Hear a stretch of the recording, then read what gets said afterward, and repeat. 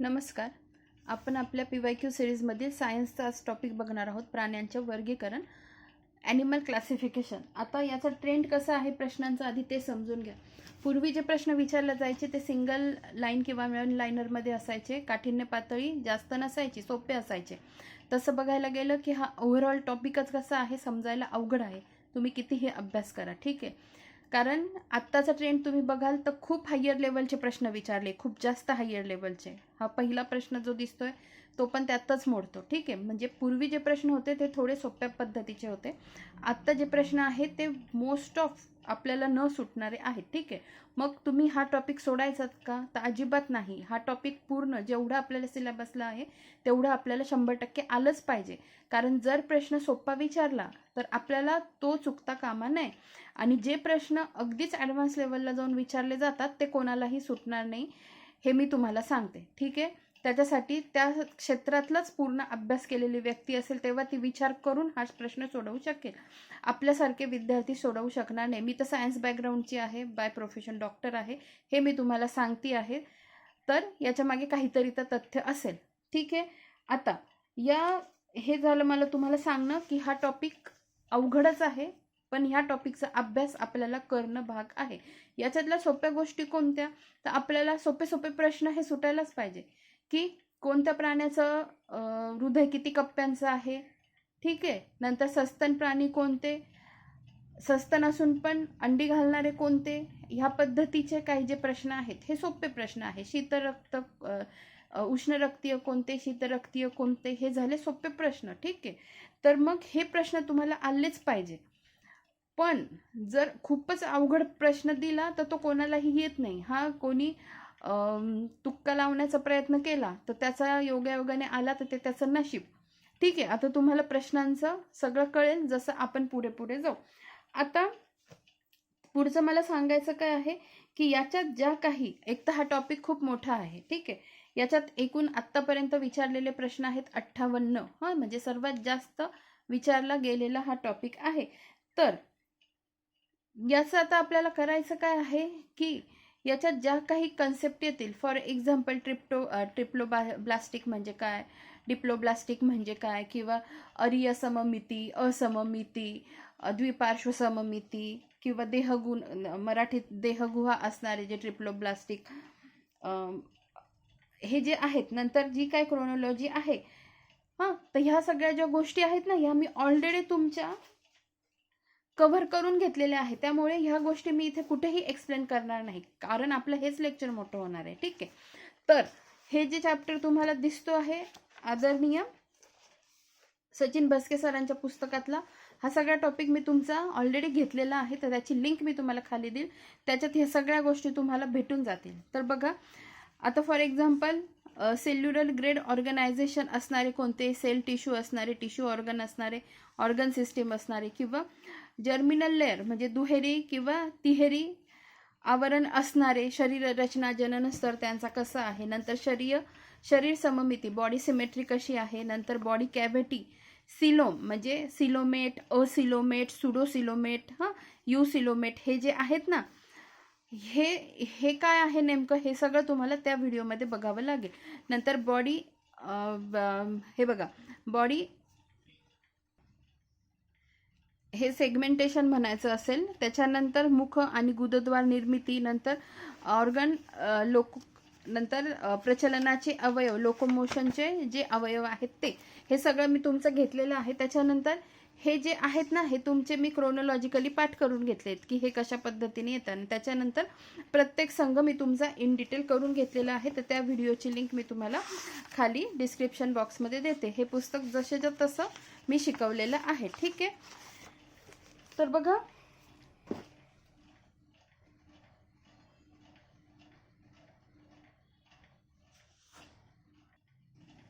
तर याच्यात एक बेसिक गोष्ट लक्षात ठेवा, जे काही प्रश्न आहेत अवघड प्रकारचे ते आपल्याला PYQ म्हणून पाठ करायचे आहेत. त्याच्या आजूबाजूची जी काही माहिती दिली आहे ती शक्य होत असेल तर ती पाठ करायची आहे. आणि हा टॉपिक जो आहे तो ओरिजिनल नीट आपला झाला पाहिजे, जे आहे आपल्याला अभ्यासाला. त्याच्यावर जर काही बेसिक विचारलं तर ते आपल्याला चुकायला नको, PYQ आपले चुकायला नको. बस एवढं आपलं आद्य कर्तव्य आहे MPSCचे स्टुडंट म्हणून. ठीक आहे, आणि आता हे प्रश्न घेताना मी कशी घेणार आहे, तर शेवटून इकडे येणार आहे मी. याच्या मागे माझं कारण आहे, तुम्हाला लगेच काठिण्य पातळी दिसेल. आता पुस्तकाची रचना कशी आहे बघा, इथे सुरुवातीलाच रिसेंटचा जो प्रश्न आलाय 2026चा, तो प्रश्न इथे दिलेला आहे. रिसेंट पासून ओल्ड कडे ह्या पुस्तकाची रचना आहे.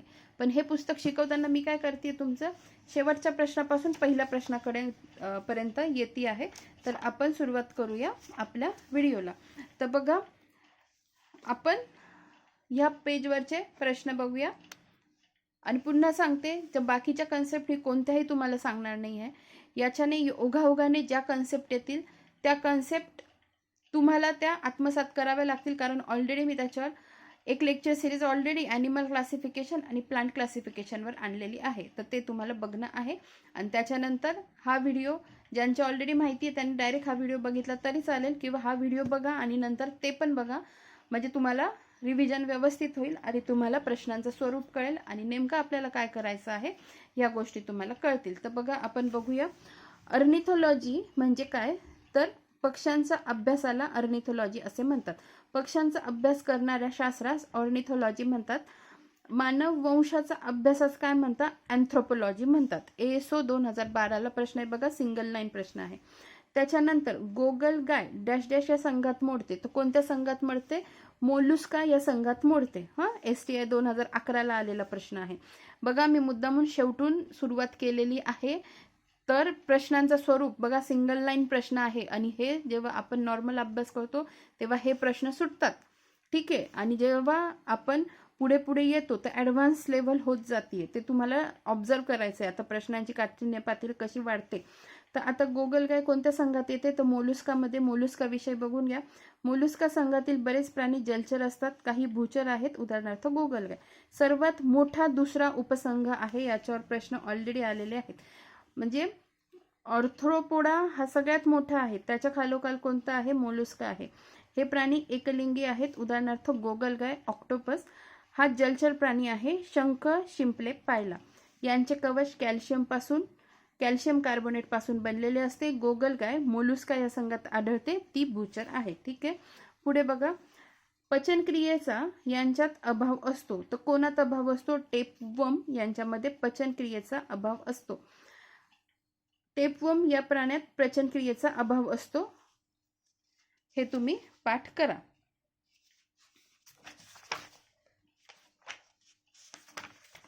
बघा पुढचा प्रश्न बघा, कोणत्या प्राण्याचे हृदय सर्वात मोठे असते. काय म्हटलंय, कोणत्या प्राण्याचे हृदय सर्वात मोठे असते. म्हणजे जगात सर्वात मोठं हृदय म्हटलं म्हणजे कसं, पृथ्वी तलावर पण, पाण्यातले पण घेतले आपण, पशु पक्षी सगळ्या याच्यातलं जर म्हटलं तर सर्वात मोठं हृदय असणार कोण, आणि जमिनीवर जर घेतलं तर ते असणार हृदय कोणाचं, असा तो प्रश्न आहे. तर बघा, आता इथे ऑप्शन जे दिलेले आहे त्यानुसार आपलं उत्तर जिराफ. आपल्याला कुठेही कन्फ्युजन होत नाही, उत्तरापर्यंत आपण लगेच पोहोचतो. कोणत्या प्राण्याचे हृदय सर्वात मोठे आहे, तर जिराफाचे. बघा स्पष्टीकरणामध्ये काय दिलंय, देवमासा, ब्ल्यू व्हेल या प्राण्याचे हृदय हे सर्वात मोठे आहे. पण जमिनीवरील प्राण्यांपैकी जिराफ या प्राण्याचे हृदय सर्वात मोठे आहे. कळालं तुम्हाला, देवमासा या प्राण्याचं हृदय सर्वात मोठं आहे, पण जमिनीवरील प्राण्यांपैकी जिराफ या प्राण्याचं हृदय सर्वात मोठं आहे. जिराफाचा मेंदू मान खूप उंच असल्यामुळे हृदयापासून दूर असतो. तिथपर्यंत रक्तपंप होण्यासाठी हृदय मोठे असणे गरजेचे आहे. झुरळाचं हृदय किती, 13 कप्प्यांचं बनलेलं असतं. पुढे बघा, विंचू हा डॅश डॅश प्राणी आहे. तर कोण आहे तो, पिल्लांना जन्म देणारा प्राणी आहे. विंचू हा पिल्लांना जन्म देणारा प्राणी आहे. विंचू हा प्राणी पिल्लांना जन्म देतो. विंचू संघ आहे त्याचा ऑर्थ्रोपोडा, उपसंघ आहे कॅलिकराटा, वर्ग आहे अरॅक्निडा, उदाहरणार्थ विंचू. कोळी, विंचूची ऑर्डर स्कॉर्पियन्स. नंतर अंडज म्हणजे अंडी घालणारे, आणि जरायुज म्हणजे पिल्लांना जन्म देणारे. उत्सर्जनासाठी अरॅक्निडातले जे काही प्राणी आहेत त्यांना कॉक्सल ग्रंथी व श्वसनासाठी बुक लंग्सचा वापर करता. हा पण पॉइंट महत्वाचा आहे. विंचू सर्व खंडात सापडतो, फक्त कशात सापडत नाही, अंटार्क्टिका खंडात आढळत नाही. पुढे बघा, गांडूळ हा प्राणी कोणत्या संघात येतो, तर गांडूळ हा प्राणी ॲनालिडा या संघात येतो. गांडूळ गांडूळ हा ओलसर मातीत राहणारा वलयांकित लांब शरीर असणारा सरपटणारा प्राणी आहे. हा प्राणी द्विलिंगी आहेत. गांडुळाला शेतकऱ्याचा मित्र म्हणतात कारण जैविक पदार्थाचे सुपीक मातीत रूपांतर करतो. गांडुळाला उन्हापासून त्रास होतो. गांडूळ हा प्राणी ॲनेलिडा या संघात येतो. पुढे बघा, खालीलपैकी उडणारा सस्तन प्राणी कोणता? तर अर्थातच उत्तर काय? वटवाघूळ. सस्तन प्राणी बघा 12, 13, 14 प्रश्न चालू आहेत. सस्तन प्राणी वटवाघूळ एक सस्तन प्राणी आहे. जरायुज आहे, पिल्लांना जन्म देतो. वटवाघूळ हा प्राणी. आणि अजून एक, आत्ता काठिण्य पातळी वाढली आहे म्हणजे भविष्यातही अवघड प्रश्न येतील असं अजिबात नाहीये. ते सगळं आयोगावर डिपेंड असतं. काही काही प्रश्न खूप सोपे पण येतात पेपर आणि कधी कधी अवघड पण येतो. पण आपण सगळ्या याच्यावर तत्पर राहणं खूप गरजेचं आहे. बघा, सस्तन प्राणी वटवाघूळ एक सस्तन प्राणी आहे. जरायुज आहे, पिल्लांना जन्म देतो.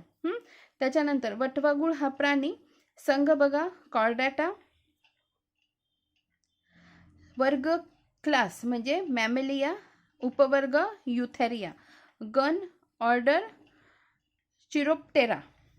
वटवाघूळ हा दूरपर्यंत उडण्याची क्षमता असलेला एकमेव सस्तन प्राणी आहे. वटवाघूळ हे अल्ट्रासोनिक साऊंड देखील ऐकू शकतात. रडारचे तंत्रज्ञान असते त्याप्रमाणे वटवाघुळाचे प्रतिध्वनी ऐकून आपल्या भक्ष्याचा वेध घेतात. ठीक आहे. पुढे बघा, पुढचा प्रश्न. पुढील 2 विधानातील कोणते योग्य आहे? मासे या प्राणी वर्गात प्रकाशाचे ज्ञानेंद्रिय सर्वात कमी विकसित असते, हे विधान अयोग्य आहे. आणि सर्पामध्ये 4 कप्पी हृदय नसते, हे बरोबर आहे कारण सर्पामध्ये 3 कप्प्याचं हृदय असतं. ठीक आहे. तर बघा, केवळ ब योग्य आहे. पहिलं तर अयोग्य आहे आणि सर्पामध्ये 4 कप्प्याचं हृदय नसतं हे योग्य आहे. म्हणून उत्तर काय? केवळ ब योग्य. मत्स्य वर्गाविषयी बघा, मासे या प्राणी वर्गात प्रकाशाचे ज्ञानेंद्रिय सर्वाधिक विकसित असते. ठीक आहे. याचे हृदय 2 कप्प्यांनी बनलेले असते. कोणाचं? माशाचं. एकेरी रक्ताभिसरण संस्था असते. हे शीत रक्ताचे प्राणी आहेत. काहींना पूर्णपणे कास्तिमय अंतःकंकाल, उदाहरणार्थ डॉगफिश, तर काहींना अस्थिमय व कास्तिमय अंतःकंकाल असते, उदाहरणार्थ रहू. या सगळ्या गोष्टी तिकडे इनडेप्थ केलेल्या आहेत. हृदयाला कप्पे बघा, हे पाठ करा. उभयचर असतील तर 3, सस्तन प्राणी पक्षी असतील तर 4, पायसेस मासे यांना 2, झुरळाला 13 कप्पे, सरीसृप सापाला 3 कप्पे, रिप्टलिया जे आहेत ना त्यांना 3 कप्पे. आता पाठ कसं करायचं काहीच लक्षात राहत नसेल तर तसं आपण जेव्हा अभ्यास करत जातो ना, त्याच्यात ज्या पद्धतीने त्यांची उत्क्रांती होत गेली, जर त्या दृष्टीने विचार केला तर आपल्या लक्षात राहतं. पण आता जर लक्षात राहतच नसेल तर अशा पद्धतीने लक्षात ठेवा. सस्तन प्राणी म्हणजे आपण आहोत. सस्तन प्राण्याला किती झाले? 4 कप्प्याचं हृदय झालं. सस्तन प्राण्यासोबत पक्षी पण घेऊन घ्यायचे, त्यांना 4 कप्प्याचं हृदय. उभयचरमध्ये ऊ कसा आहे? 3 सारखाच आहे ना, मग 3 कप्प्याचं हृदय. पायसेस मासे या शब्दात किती अक्षर आहेत? 2, मग 2 कप्प्याचं हृदय. ठीक आहे. आणि रेप्टेलिया सरीसृप सापाला 3 कप्प्याचं, हे नीट लक्षात ठेवा. उभयचर आणि रेप्टेलिया 3 कप्प्याचे, माशांना 2 कप्प्याचे, सस्तन प्राणी आणि पक्षी यांना 4 कप्प्याचे. हे ट्रिक्सच्या स्वरूपात थोडं लक्षात ठेवण्याचा प्रयत्न करा. पुढचा प्रश्न बघा, खालीलपैकी कोणता सस्तन प्राणी अंडी घालतो? तर प्लॅटिपस हा प्राणी सस्तन प्राणी अंडी घालतो, म्हणजे सस्तन आहे पण अंडी घालतो. प्लॅटिपस एकेडिना ही अंडी घालणारी सस्तन प्राणी आहेत. पुढे बघा, खालीलपैकी कोणत्या प्राण्याचे हृदय 4 कप्प्यांचे असते? खालीलपैकी कोणत्या प्राण्याचे हृदय 4 कप्प्यांचे असते? बघा, आत्ताच मी तुमचं पाठ करून घेतलं. बेडूक त्याचे 3 असतात, मगरीला 4 कप्पे असतात, शार्कला 2, पालीला 3 असतात. आता बघा एक्सप्लेनेशन मध्ये काय दिलं आहे. मगर हा सरीसृप सरपटणाऱ्या वर्गात मोडत असला तरी त्याचे हृदय 4 कप्प्यांचे आहे. आता मगरीवर प्रश्न का दिलाय? कारण तो अपवाद आहे.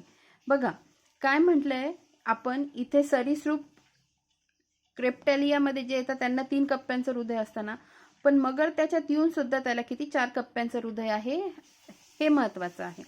शार्क मासा आहे म्हणून मत्स्य वर्गात 2 कप्पे. पाल कशात येते? सरीसृप म्हणजे रेप्टाइल्स मध्ये येते म्हणून 3 कप्पे. आणि बेडूक उभयचर आहे त्याच्याही हृदयाचे 3 कप्पे असतात. ठीक आहे. पुढे बघा, पुढचा प्रश्न, अनियततापी प्राण्यांच्या संदर्भात खालीलपैकी कोणते विधान सत्य आहे? अनियततापी प्राण्यांच्या संदर्भात, तर त्याचं उत्तर आहे शरीराचे तापमान बाहेरच्या तापमानानुसार बदलत असते. ठीक आहे. शीतरक्ताच्या प्राण्याला अनियत तापी असे म्हणतात. पुढचा प्रश्न बघा, खालीलपैकी कोणता प्राणी कीटक वर्गात येत नाही विचारतायत. येत नाही कशात? कीटक वर्गात. तर बघा, कोण येत नाही? स्पायडर, कोळी आणि मच्छर, माशी, ढेकूण हे कीटक वर्गात येतात. स्पायडर कशात येतो? मग त्यांनी काय विचारलंय? कीटक वर्ग विचारलं ना, वर्ग. तर आपल्याला वर्ग कशात येतो? तो ॲरेक्निडा मध्ये येतो स्पायडर. संघ काय? ऑर्थ्रोपोडा. उपसंघ आहे कॅलिकॅराटा. वर्ग आहे ॲरेक्निडा. तर आपण बाकीच्यांचं पण बघून घेऊ. बघा, माशी, मच्छर, ढेकूण हे सर्व संघ ऑर्थ्रोपोडा, उपसंघ मेंडिट्युलाटा आणि वर्ग इन्सेक्टा कीटक वर्ग यातील आहेत, पण त्यांचे गण वेगवेगळे आहेत. किस्टेरा माशीचा आहे आणि हेमिप्टेरा ढेकणाचा आहे. ठीक आहे. आता हे जे आहे ना, हेमिप्टेरा ढेकूण, याच्यावर जोड्या लावायच्या. याच्यात पहिलाच प्रश्न होता जो मी तुम्हाला दाखवणार होती तो आलेला आहे. त्यामुळे ह्या गोष्टी मग ज्या एक्स्ट्रा दिलेल्या आहेत एक्सप्लेनेशन मध्ये त्या आपण पाठ करून घ्यायच्या. ठीक आहे. पुढचा प्रश्न बघा,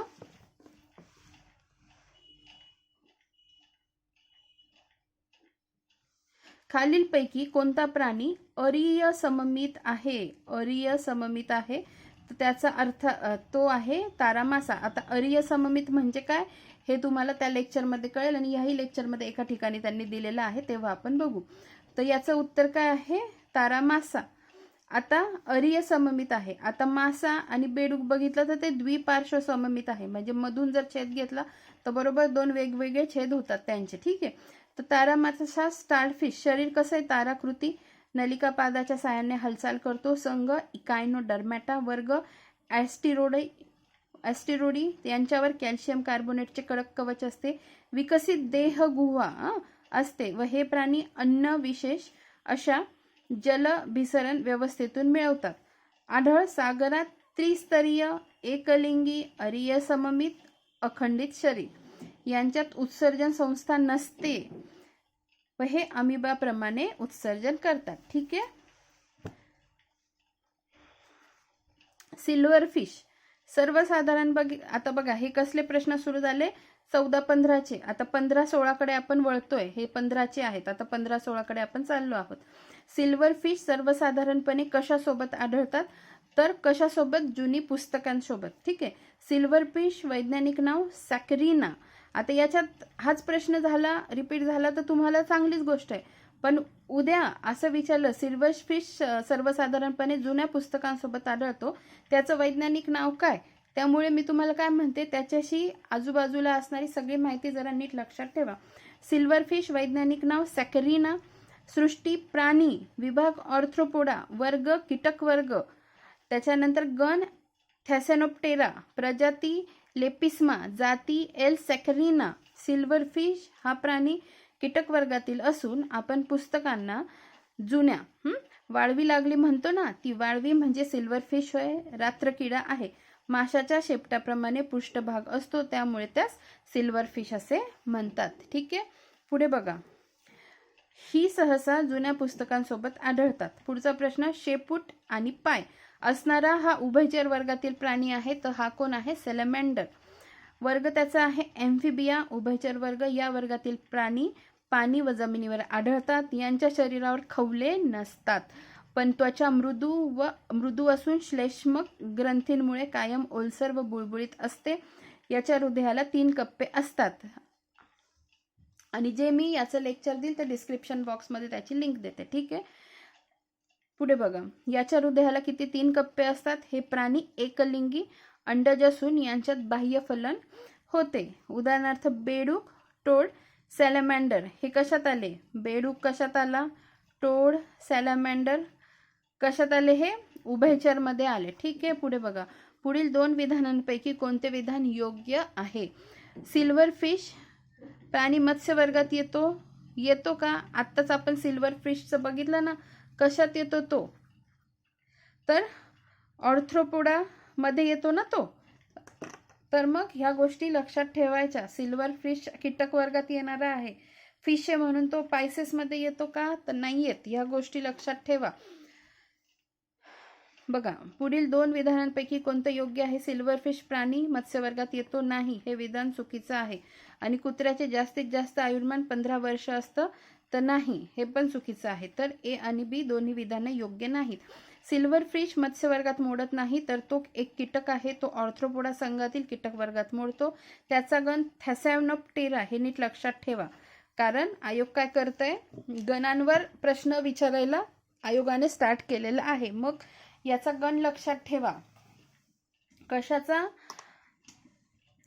सिल्वर फिशचा, थॅसॅनोप्टेरा, तो जुन्या पुस्तकांसोबत आढळतो. नंतर कुत्र्याचे जास्तीत जास्त आयुष्य किती आहे? 16 ते 18 वर्ष. 6वीच्या जुन्या टेक्स्ट बुकमध्ये दिलेलं आहे. म्हणून दोन्ही विधाने काय आहेत? अयोग्य आहेत. पुढे बघा,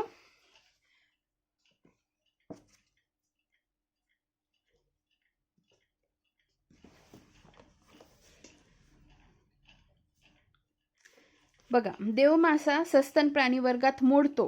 कारण तर हा प्रश्न रद्द करण्यात आलेला आहे. त्याचं कारण बघा. प्रश्न रद्द झाला कारण सस्तन प्राण्यात स्तनग्रंथी व स्त्रीजननांग असते. या प्रश्नात सस्तन प्राण्याचे 3 व 4 हे दोन्ही गुणधर्म बरोबर आहेत, म्हणून रद्द झाला असावा. बघा, 3 व 4 काय आहे? छाती व उदरपोकळी यांच्यामध्ये स्नायुबय पडदा असतो, या ज्याला डायफ्रॅम म्हणतात. तो उष्ण रक्ती प्राणी आहे. ही दोन्ही जी कॅरेक्टरिस्टिक्स आहेत, ही सस्तन प्राण्यांची आहे, म्हणून मग हा प्रश्न रद्द झालेला असावा. खालीलपैकी कोणत्या माशांचा पृच्छपर असममित असतो? तो मोरी. तर मोरी माशांचा पृच्छपर काय असतो? असममित असतो. नीट लक्षात ठेवा. आता प्रश्न क्रमांक 13 पहा. त्या ठिकाणी सविस्तर माहिती दिली आहे, आपण बघणारच आहोत. तर हे नीट लक्षात ठेवा. खालीलपैकी कोणत्या माशांचा पृच्छपर असममित असतो? तो मोरी. पापलेट, बोंबील आणि वाम यांचा असममित नसतो. पुढे बघा, सॅलमँडरवर बघा किती प्रश्न आलेले आहेत. सॅलमँडर या प्राण्याचे वर्गीकरण कोणत्या वर्गात करतात? तर उभयचर वर्गात करतात. उभयचर प्राणी वर्ग. प्रश्न क्रमांक 38 व 45चं स्पष्टीकरण बघा. आपण ऑलरेडी 45चं बघितलेलं आहे. पुढे बघा, खाली उल्लेख केलेले सर्व गुणधर्म कोणत्या संधिपातात असतात? तर हे सगळे गुणधर्म खेकड्यामध्ये असतात. बघा, स्पर्शिकांच्या 2 जोड्या, वृत्तांवरील संयुक्त नेत्र, श्वसनासाठी कल्ले, मौखिक उपांगांच्या 3 व अधिक जोड्या. आता हे वृत्तांवरील संयुक्त नेत्र म्हणजे नेमके काय असतात, हे सगळं त्याच्यात एक्सप्लेन केलेलं आहे. बघा, खेकडा हे त्याचं उत्तर आहे. संधिपात हे ऑर्थ्रोपोडाचे उदाहरण आहे. संधिपात हे कशाचं उदाहरण आहे? ऑर्थ्रोपोडाचं. प्राण्यांमधील हा सर्वात मोठा संघ आहे. मी ऑलरेडी पहिला जो प्रश्न होता मोलुस्काचा, त्याच्यातच मी तुम्हाला सांगितलेलं सर्वात मोठा संघ कोणता आहे? ऑर्थ्रोपोडा. त्याच्या खालोखाल कोणता आहे? मोलुस्का. शरीराचे डोळे, वक्ष, उदर असे 3 भाग पडतात. एकलिंगी असतात, लैंगिक प्रजनन करतात, त्यांचे शरीर खंडीभूत असते. शरीर त्रिस्तरीय, द्विपार्श्व समवित व प्रचलनासाठी यांना संधियुक्त पाय असतात. उदाहरणार्थ कोळंबी, खेकडा, मधमाशी, कोळी, डास, विंचू, झुरळ. ठीक आहे. पुढे बघा,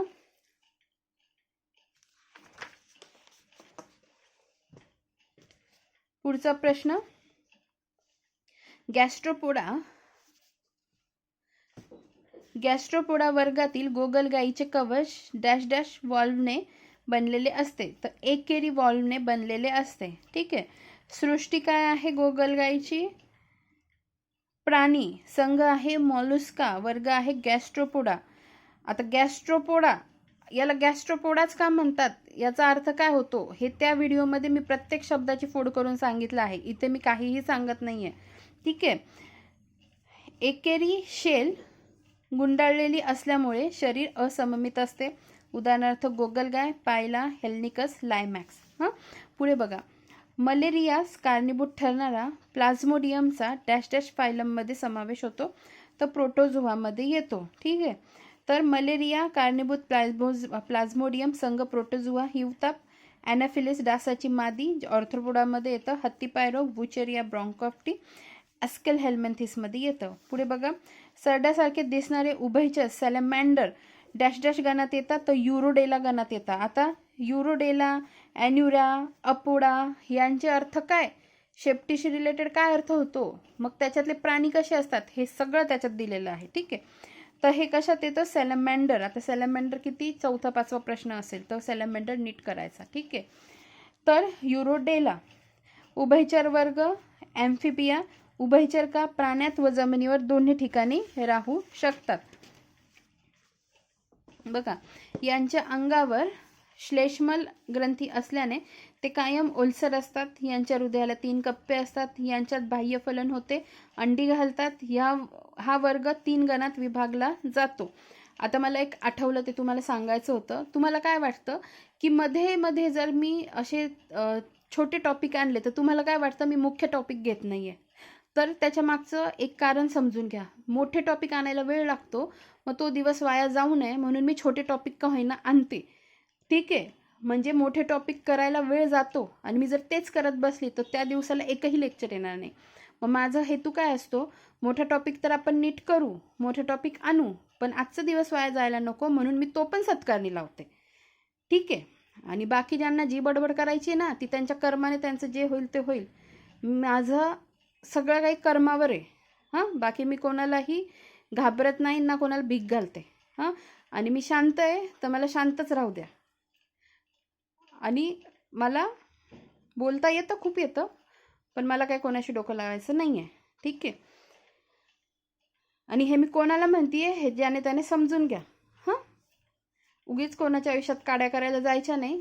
आणि ज्याच्या आयुष्यात काड्या करायला जाल ना तर स्वतःच्या तुम्ही पायावर धोंड पाडून घेणार आहे, हे तुम्ही लक्षात ठेवा. कारण आपण कोणतेही कर्म करतो ना, हे सगळं युनिवर्समध्ये रेकॉर्ड होत असतं. हां, मग आपण आयुष्यात विचार करतो, अरे माझं तर असं का झालं. मग आपण आपलं कर्म आठवतो, मी कोणासोबत एवढं काही वाईट केलं होतं का, माझ्यासोबत असं झालं. मग आपलं मन आपल्याला बरोबर उत्तरं देतं. खास करून मुलं तर आहेच त्या कॅटेगरीचे, पण वाईट याचं वाटतं मुली पण त्यांची पातळी सोडतात. मुली तर असतातच तशा. हे कटू अनुभव आयुष्याचे मी खूप भोगलेले आहेत, पण मुली पण त्याच लायकीच्या आहेत. ठीक आहे, तर उगीच मला जास्त बोलायला भाग पाडू नका. मिळतंय ना तुम्हाला तर शिस्तीत घ्यायचं, आणि ज्यांना नाही हवं ना त्यांनी निघून जायचं. ठीक आहे, इथे काय मी माझं यूट्यूब चॅनल बघा कसं आहे, मी स्वतः रिप्रेझेंट कशी होते आणि मी काय कर्म करते आणि काय करते. हां, आणि ज्यांना जास्त काही माहिती नसेल ना त्यांनी मध्ये मध्ये तोंड घालायचं नाही आणि मध्ये मध्ये बोलायचं नाही. ठीक आहे, अजून तरी मी कोणाचं नाव घेऊन बोललं नाही आहे, पण मी त्या मुलींची आणि त्या मुलांची नावं घेऊन आणि तुमच्या कमेंट दाखवून जर बोलायला स्टार्ट केलं तर मग त्याला जबाबदार तुम्हीच राहाल. तुमची मी झाकून ठेवते ना, तर मग तसेच राहा तुम्ही. समजलं तुम्हाला? उगीच माझ्या नादाला लागायचं नाही. आणि ना मला लहानपणी वाटायचं कपटी लोकांना, दुष्ट लोकांना हे कळतं का की ते लोक दुष्ट आहे, त्यांच्या मनात कपट आहे, त्यांना कोणाचं तरी उत्कर्ष होतंय, कोणाचं तरी दिसण्यावर जळणं, ह्या गोष्टी त्यांना कळतात का. तर मला मोठं झाल्यावर ह्या गोष्टी कळायला लागल्या. लहानपणापासून तर या गोष्टी अनुभवत आलेच मी. ठीक आहे, पण मग कर्म फार महत्त्वाचं असतं. तुम्ही मग काहीही करा, कर्म फार महत्त्वाचं असतं. तर कर्माला महत्त्व द्या आणि स्वतः काय कर्म करतायत ना त्याच्यावर जरा विचार करा. हां, हे मुलींना पण खास करू नये, मुलींना. मी एक स्वतः स्त्री आहे, त्यामुळे माझं एक आद्य कर्तव्य असतं की समोरच्या स्त्रीचा रिस्पेक्ट करायचा. पण जेव्हा समोरची स्त्री तिची गोष्ट, तिचं ते काय म्हणतात ते, तिची पायरी सोडून जेव्हा वागते ना, मग तिची पायरी दाखवायला मी समर्थ आहे. तर मुलींनो सांभाळून राहायचं, मला नावं घेऊन बोलायला भाग पाडू नका, नाही तर मग तुमचे डायरेक्ट मी कमेंट दाखवेल. ऑलरेडी मी एका मुलाचं नाव घेऊन एक स्पेशल व्हिडिओ बनवला होता. मी सध्या तुमच्याकडे दुर्लक्ष करते, तर दुर्लक्ष करते ना तर तेवढंच राहू द्या, नाही तर मग तुमच्या नावासकट मी व्हिडिओ बनवेल. समजलं तुम्हाला? तुमच्या नावासकट. शेवटी त्या मुलाने मला रिक्वेस्ट केली की मॅडम प्लीज असं काही करू नका, ते डिलीट करा, मी पुन्हा असं काही करणार नाही. ठीक आहे, आणि दुसरी गोष्ट, ज्यांना खूप असं वाटतंय ना की मी कोणाचं तरी पुस्तक वापरती आहे आणि मी त्याचा काय यूज करते आहे, ठीक आहे, ज्यांना कोणाला असं वाटत असेल ना तर बिनधास्त मी ज्यांचे पुस्तकं वापरते ना त्या शिक्षकांचे नंबर मिळवायचे, त्यांना माझे व्हिडिओ पाठवायचे आणि त्यांना म्हणायचं बघा तुमच्या पुस्तकाचा कसा गैरवापर चालू आहे, तुम्हाला माहिती आहे का, बिनधास्त मिळवा. ज्या कोणत्या मॅडमला आप्पा हातनुरे सरांना सांगायचं आहे किंवा ज्यांनी मला विचारलं ना तर त्या मॅडमला रिक्वेस्ट आहे तुमचं नाव घ्यायचं, मी आत्ता टाळतीये, समजलं ना, XYZ मॅडम. तर तुम्हाला एवढी काळजी आहे ना तर त्या सरांचा नंबर घ्या आणि त्या सरांना कॉल करून सांगा की असं असं तुमच्या पुस्तकासोबत होत आहे, ठीक आहे. एवढंच मी बोलते. आणि जर जास्त काही माहिती नसेल ना तर उगीच येऊन इकडे वायफळ बडबड करायची नाही आणि तुमची अक्कल इकडे येऊन पाजळायची नाही, समजलं. थोडक्यात उरकते मी, तुमच्यामुळे बाकीच्या विद्यार्थ्यांचं नुकसान होतं. इथे हा जो प्लॅटफॉर्म आहे ना इथे गरजू विद्यार्थ्यांना डेडिकेटेड हा प्लॅटफॉर्म आहे. ज्यांना वाटत असेल ना मी वाचूनच दाखवतेय त्यांनी इकडून चालतं व्हायचं, या प्लॅटफॉर्मवर थांबायचं नाही, समजलं ना. तुम्हाला येतं ना तुमचं वाचता, मग इकडे कशाला आले तुम्ही ऐकायला, मग तिकडेच थांबायचं, इकडे मध्ये मध्ये करायचं नाही, समजलं. मी जर वाचूनच दाखवतेय ना तर मग तुम्ही तुमचं वाचायचं, इकडे कशाला तोंड घालायला येतात, निघायचं इकडून, समजलं ना. त्यामुळे मी आज अवांतर बोलली आहे. पुन्हा माझ्या इतर विद्यार्थ्यांचा वेळ तुम्ही मला घ्यायला लावू नका. आणि तुम्हाला वाटत असेल की तुम्ही मला त्रास दिल्याने की डिवसल्याने तुम्हाला आनंद मिळत असेल, पण एक प्रकृतीचा एक नियम प्रत्येकाने लक्षात ठेवा.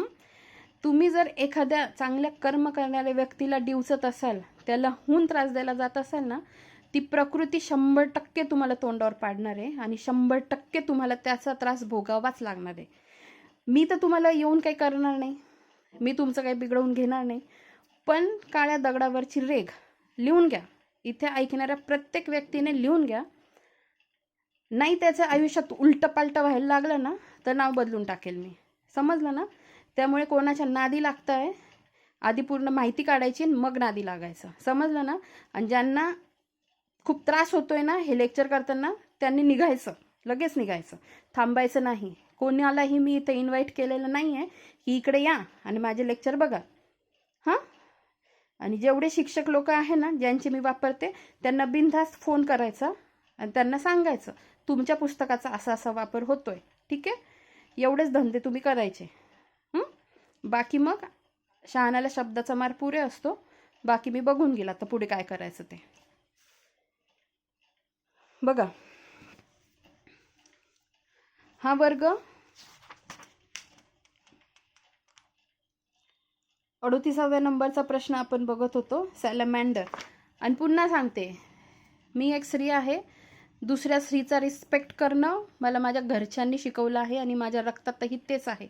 मी कधीही एक स्त्री म्हणून कोणत्या दुसऱ्या स्त्रीवर, ती खूप सुंदर आहे दिसायला, खूप सुशिक्षित आहे, हुशार आहे, श्रीमंत आहे म्हणून कधीही कोणत्या स्त्रीचा द्वेष केला नाही आहे. आणि एखादी स्त्री किंवा मुलगी साधारण घरातली आहे, गरीब घरातली आहे, दिसायला साधारण आहे म्हणूनही तिचा कधी तिरस्कार केला नाही. ह्या कॅटेगरीतली मी मुलगी आहे. परमेश्वराने जे दिलंय ना ते स्वीकारायचं आणि आपलं आयुष्य सन्मार्गाने जगायचं, हे आचरण करणारी मी मुलगी आहे. आणि हेही लक्षात ठेवा, विनाकारण जे नादी लागलं प्रकृती त्यांना, मलाच नाही, तुम्ही कोणत्याही चांगल्या व्यक्तीच्या नादी लागले की तुमचा विनाश अटळ आहे आणि ही काळ्या दगडावरची रेघ आहे, समजलं. तुमचा विनाश अटळ आहे. मग बघा तुमचे चक्र कसे फिरतात. आणि जे इतके बडबड करतायत ना आत्ता मध्ये मध्ये 2-4 दिवसापासून, येऊन दाखवायचं त्यांनी, एवढ्या जागा आल्या ना त्याच्यातून पण तुम्हाला पोस्ट भेटते का. आणि पोस्ट भेटायची असेल ना तर तोंड गप्प ठेवायचं, आचार विचार चांगले ठेवायचे, सत्कर्म करायचे, ॲटलिस्ट तिथे तुमचे 1-2 मार्क वाढायला ते कामी येतील.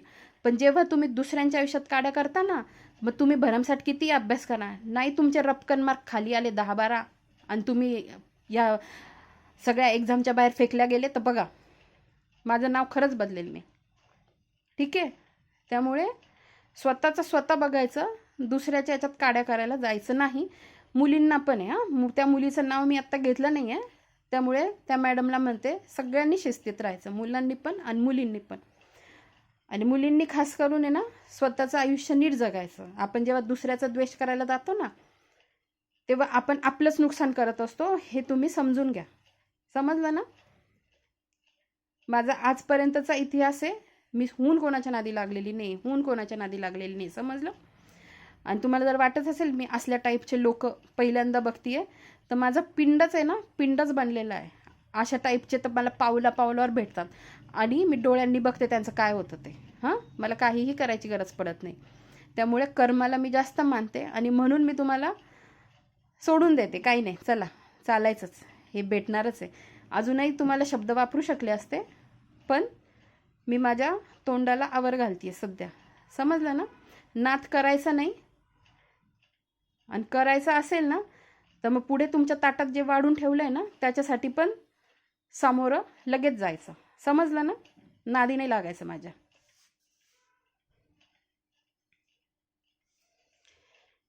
हा वर्ग 3 गणात विभागला जातो. अपोडा, आता अपोडा, युराडेला आणि अन्युरा असं काय म्हणतात, हे का म्हटलं जातं हे नीट लक्षात ठेवा. अपोडा म्हणजे पाय ऑब्लिक शेपूट कमी असतं किंवा नसतंच. उदाहरणार्थ युरोडायफ्लस सिसिलियन.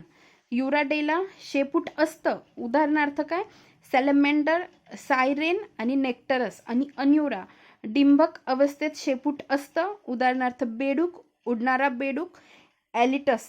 पाय बोटे असतात. ठीक आहे, तर मग हे अशा पद्धतीने हे लक्षात ठेवा. पुढे बघा, पुढचा प्रश्न आहे, आता आपले 36व्या नंबरचा झाला. आता आपण बघा पुढचा प्रश्न बघूया.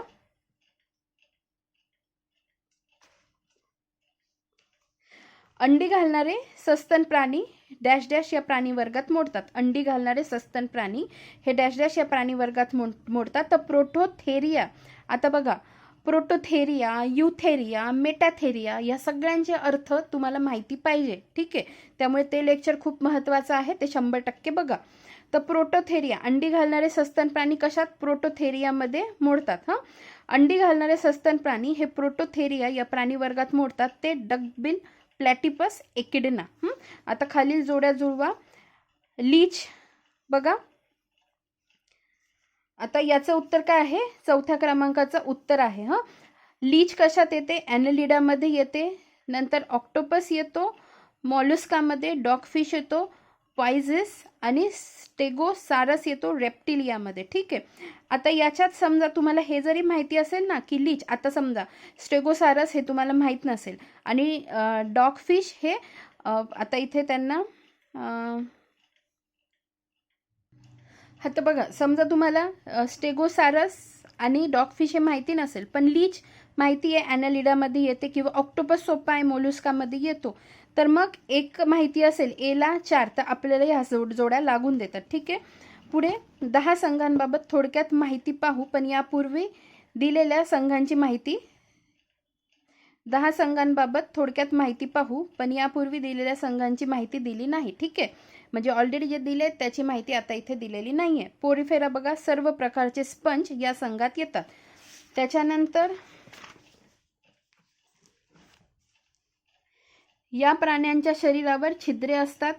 शरीर असममित, प्रचलन न करणारे, घट्ट भागाला चिटकून राहणारे खाऱ्या पाण्यातील प्राणी असतात. आणि पुन्हा सांगते, तुमची प्रतिभा आहे ना, तुमची प्रतिभा याचा त्याचा द्वेष करून, याचे त्याचे पाय खाली ओढून कधीच तुम्ही प्रतिभावान होत नसतात. मग तुम्ही दिसायला कितीही सुंदर, आकर्षक असू द्या, तुमचं डिग्रेडेशनच होत असतं. तुम्ही खाली खालीच या, पण तुम्ही दिसायला साधारण आहात, पण तुमची वर्तणूक चांगली आहे, तुमचं मन स्वच्छ आहे, निर्मळ आहे, लोकांच्या प्रती तुम्हाला आदर आहे, तुम्ही सात्विक आहात, तुमची भाषा चांगली आहे, तर ती साधारण व्यक्ती जी असते ना ती पण प्रगल्भ दिसायला लागते. कळलं तुम्हाला?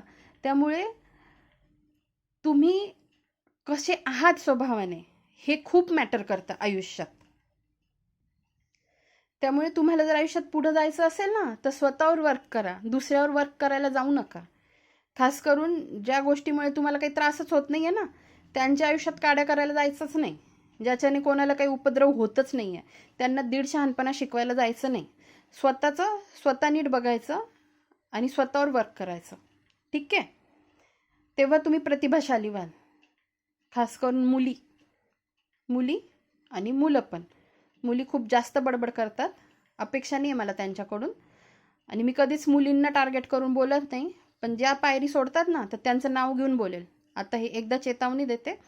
दुसऱ्या वेळेस माझा स्पेशल व्हिडिओ असेल, मी डायरेक्ट टाकेल टेलिग्रामला पण आणि कम्युनिटी पोस्टला पण. ठीक आहे, त्यामुळे सांभाळून तुम्ही राहा आणि माझ्या नादाला लागायचं नाही. बघा, आपण प्रश्न बघत आहोत. या प्राण्यांच्या शरीरावर छिद्रे असतात. आता याच्यात त्यांनी काय दिलेलं आहे, जे काही संघ आहेत, 10 संघ आहेत, त्यांची ही माहिती दिलेली आहे. तर आपण ती फास्टमध्ये बघून घेऊया. या प्राण्यांच्या शरीरावर छिद्रे असतात. शरीर असममित, प्रचलन न करणारे, घट्ट भागाला चिटकून राहणारे खाऱ्या पाण्यातील प्राणी असतात.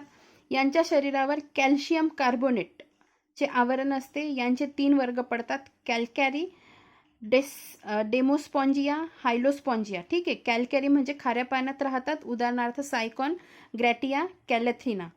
नंतर डेमोस्पॉन्जिया खारे प्लस गोडे पाणी याच्यात राहतात, उदाहरणार्थ युस्पॉन्जिया, कॅलिना, किथाओना. आणि हायलोस्पॉन्जिया खाऱ्या पाण्यात राहतात, उदाहरणार्थ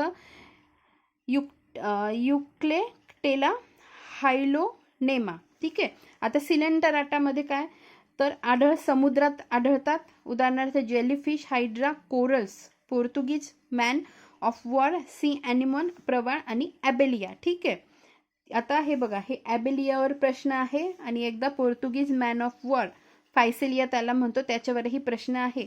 हायड्रा एक लक्षात ठेवा, जेलीफिश लक्षात ठेवा. हायड्राची सममिती कशी आहे याच्यावर पण प्रश्न पडलेले आहेत. पुढे बघा, संघ प्लॅटीहेल्मेंथिस, उदाहरणार्थ चपटेकृमी, वलयांकृत, प्लॅनेरिया, टेपवर्म, लिव्हर फ्लूक. नंतर अस्केहेल्मेंथिस, निमॅटहेल्मेंथिस. ठीक आहे, बहुसंख्य प्राणी अंतःपरजीवी असून एकलिंगी असतात. ठीक आहे,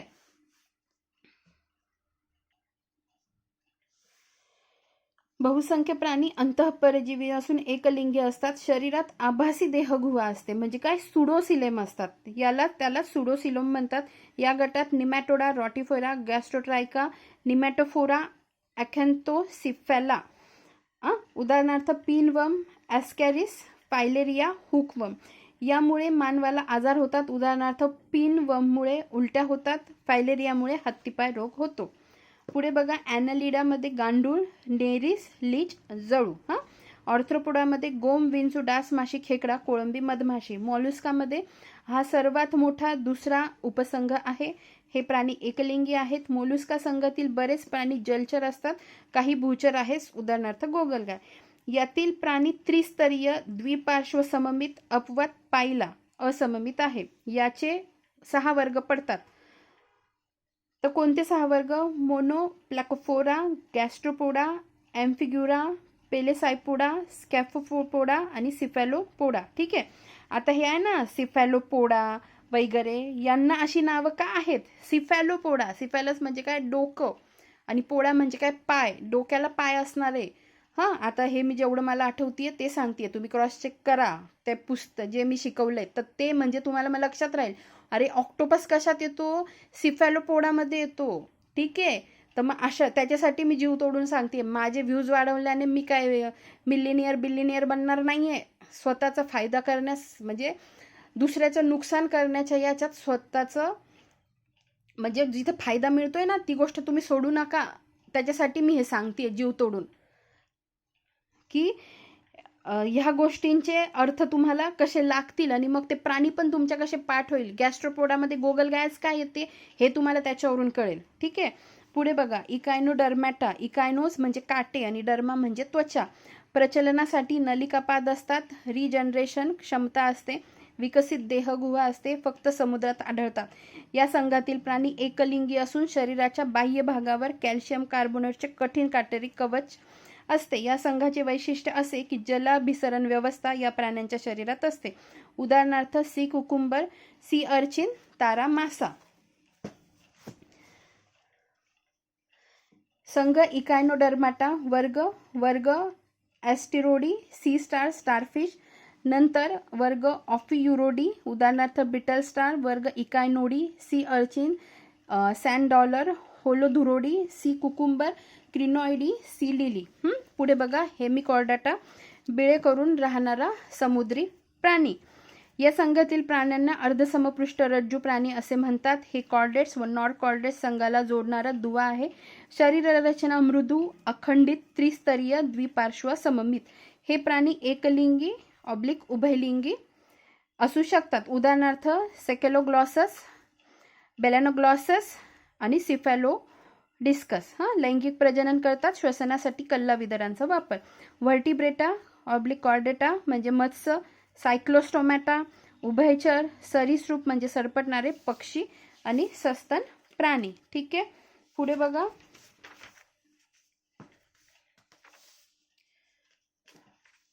तेहतीसावा प्रश्न.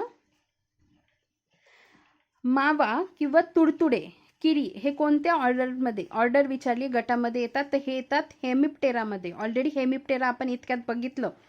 ठीक आहे, तर हेमिप्टेरा बघा काय दिलेलं आहे. संधिपात प्राणीसंघ ऑर्थ्रोपोडा. नाव काय आहे? वॉन सायबोल्ड यांनी दिलं. ठीक आहे, संधिपात का म्हणतात? या प्राण्यांच्या छोट्या छोट्या तुकड्यांनी जोडून तयार झालेली उपांगे असतात. या प्राण्यांचे शरीर त्रिस्तरीय, सत्यदेह गुहायुक्त व द्विपार्श्व सममित असून ते खंडीभूतही असते. हे प्राणी एकलिंगी असतात. यांच्यात खुली रक्ताभिसरण संस्था असते. यांच्यात शरीराभोवती कायटिनयुक्त बाह्य कंकाल असते. पृथ्वीवर या संघातील प्राण्यांची संख्या सर्वात जास्त आहे. म्हणून संधिपात ऑर्थ्रोपोडा प्राणीसंघ हा प्राण्यांमधील सर्वात मोठा संघ आहे. 80% प्रमाण. जीवन संघर्षात सर्व प्रकारे यशस्वी झालेला संघ होय. अवयव पातळीवर संघटन आढळते. हे प्राणी भूचर, जलचर, हवेत उडणारे आहेत. हवेत उडणारे एकमेव अपृष्ठवंशीय प्राणी आहेत. उदाहरणे खेकडा, विंचू, पैसा, गोम, झुरळ, फुलपाखरू, ढेकून, कोळी, मधमाशी इत्यादी. ॲनिकोफोरा उदाहरणार्थ पेरिपॅटस, वॉकिंग वर्म्स. ऑर्थ्रोपोडा व ॲनेलिडा यांना जोडणारा दुवा. ट्रिलोबिटा सध्या हे पृथ्वीवरून लुप्त झाले आहेत. हे नीट लक्षात ठेवा. ट्रिलोबिटा सध्या हे पृथ्वीवरून लुप्त झालेले आहेत. कॅलिकराटा 2 वर्गात क्लासेसमध्ये वर्गीकरण आहे. मेरोस्टोमॅटा, झिपोसुरा उदाहरणार्थ लिम्युलस, किंग क्रॅब. नंतर ॲरेक्निडा उदाहरणार्थ विंचू पिल्लांना जन्म देतो. सेक्शुअल डायमॉर्फिझम दिसतो त्याच्यात. आता सेक्शुअल डायमॉर्फिझम काय हे सगळं त्या लेक्चर्समध्ये आहे. नंतर कोळी, स्पायडर. ॲरेक्निडा उत्सर्जनासाठी कॉक्सल ग्रंथी व श्वसनासाठी बुक लंग्स. आता हे मी एवढं कशासाठी सांगते? हे जे दीड शहाणपणा करतात ना काही काही मुलं, मध्ये मध्ये तोंड घालतात, म्हणतात काय की वाचून दाखवतायत. तर आता वाचून दाखवतीये ना, मग जे काही समजावून सांगितलंय ना, तर मग ते त्यांनी तिकडे जाऊन बघायचं. आणि हे कसलं लेक्चर आहे? PYQचं लेक्चर आहे. हे एक लेक्चर तयार करायलाच जर एवढा वेळ जातो आणि एक लेक्चर एका याच्यात ते कव्हर होत नाही. आणि सगळ्या गोष्टी जर समजावून सांगायच्या आहेत. आणि एकाने काय कमेंट केली होती, आमचा डेटा पाठ आहे, तुम्ही फक्त वाचून दाखवा. आमचा डेटा तुम्ही पाठ करून घेऊ नका. म्हणजे विरोधाभास किती आहे कमेंटमध्ये बघताय तुम्ही. आमचा डेटा पाठ आहे, तुम्ही फक्त वाचून दाखवा. आणि एक बनतो फक्त वाचून नका दाखव. म्हणजे तुम्ही कोणत्या मेंटॅलिटीचे मुलं आहात हे तुम्हाला कळतंय का?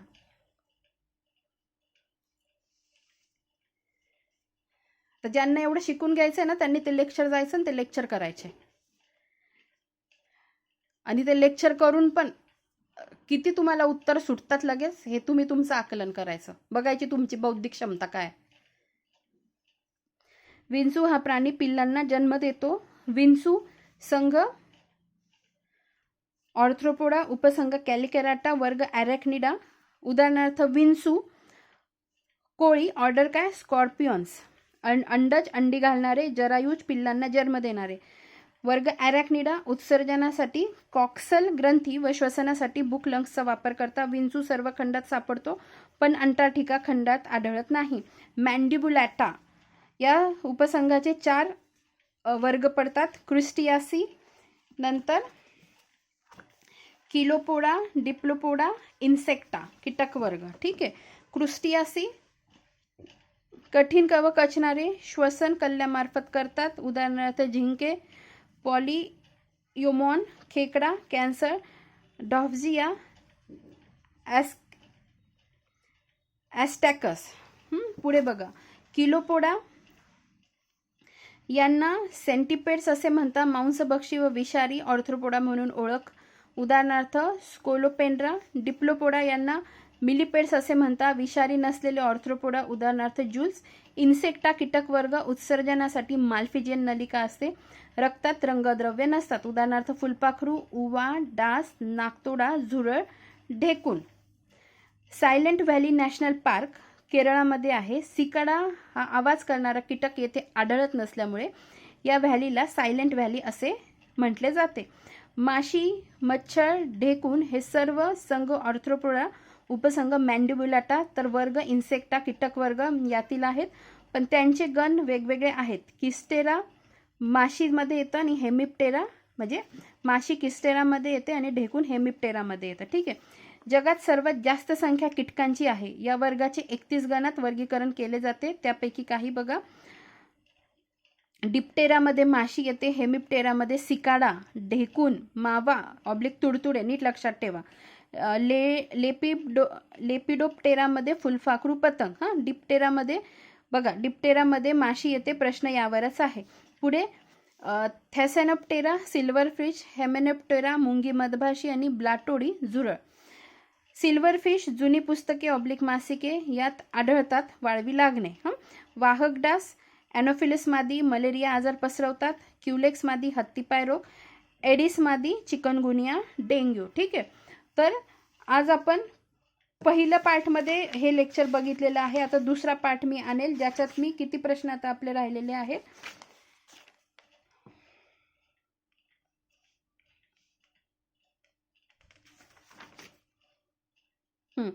32 प्रश्न आपले राहिलेले आहेत. 33 पासून किती 58 पर्यंत प्रश्न मी घेतलेले आहेत. आपले 1 ते 33 प्रश्न ते मी दुसऱ्या लेक्चरमध्ये कव्हर करेन. ठीक आहे.